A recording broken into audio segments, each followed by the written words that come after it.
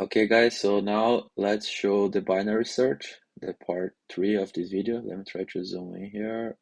Alright, I think that's better. Okay, so first, let me just explain one thing here. In our student manager class, we have the insertion sort. There is a private method. Why? Because it's going to be only called inside the same class. So it doesn't need to be private. However, the binary search is going to be called outside. So it's going to be public. We're going to return an integer, and the name is going to be binary search. And the argument, or better saying, the parameter that is going to be using this function is going to be also an integer, and we can put any name we want. I'm going to put target.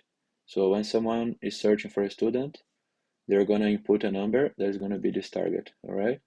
And let me just write 3 lines of comments here just to explain, or just to be easier to visualize on the array, the low and the index, the low and high. So okay, let's put any numbers here and sort it. Okay, so that's the array. The low is going to be the first element, and the high is going to be the last element. Okay, and we have also the index here. They start at 0, 1, 2, 3, 4, 5, 6. Okay, first thing we gotta do in our binary search method, we're gonna define the low and the high. So they're both integers. So low is gonna be equal to 0 because it's index 0 here. Okay, and integer high is going to be equal to students. This is the name of the list, or the array list. Students dot size, so it's going to be 7 because starts count 1, 2, 3, 4, 5, 6, 7. So you got to put -1. Okay, and now we're going to create a while loop. And in this while loop, what is going to be the first condition? Low and high, they can never cross. They can be equal, they can be in the same position, but they can never cross.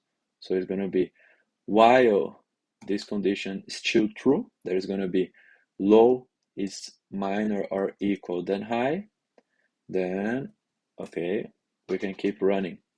So what's going to happen now? The first thing we're going to check is we're going to define the mid. The mid is going to be used a lot in the binary search. That is basically an integer, and to calculate we're going to do just low plus high divided by 2, right? So it's going to be here low is 0, high is 6, so mid is going to be equal to 3. Okay, just like that. And now we're going to check if the target is equal of the value in the mid here. So what are you supposed to do now? We are gonna use an if statement, and we can even put like another variable here just to be easier, and we can put id value. I'm gonna call like that. Then it's gonna just get the value from the student list. Okay, it's gonna get the id number just to be easier, so I don't need to write this code all the time. It's gonna be an integer. Okay, so if the id value that the user is searching, if the target that the user is searching, right? So if the target is 6, let's say it's going to be here. If the target is minor than the ID value, that is the mid. So I can put here mid ID value. I think it's going to be easier to understand. So the mid ID value, okay, so if the target is minor, what are you supposed to do? The high is going to move to mid -1. Okay, so we just write this formula. High equal mid -1. Okay, else if and all the other statement. Let me just put back the high here. Okay, Now let's say if, oh no, sorry.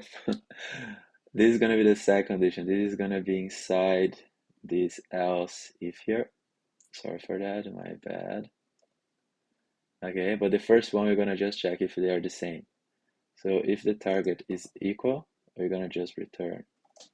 So we're gonna return mid ID value. All right. So just explain again.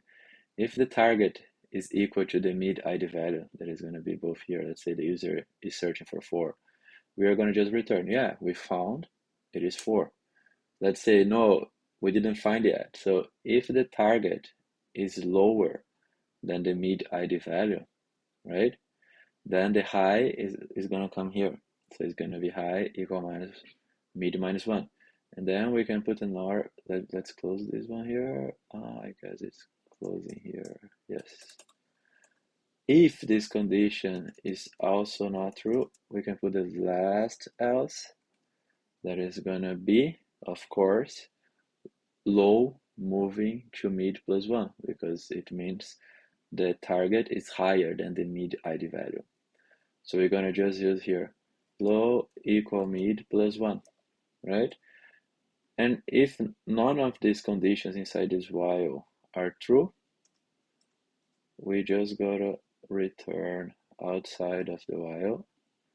We're just gonna return here minus 1, not found. ID not found, right? And what is this mistake here? Are we missing? Closing something?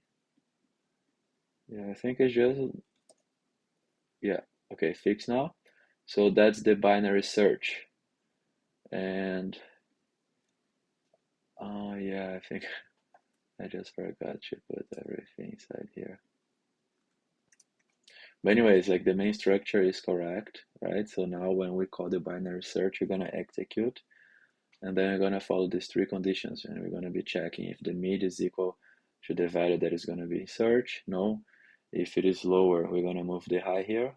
If it is higher, we're gonna move the low to mid plus 1, and we're gonna keep looping until we find, or if we don't find anything and low and high cross, we're gonna return minus 1.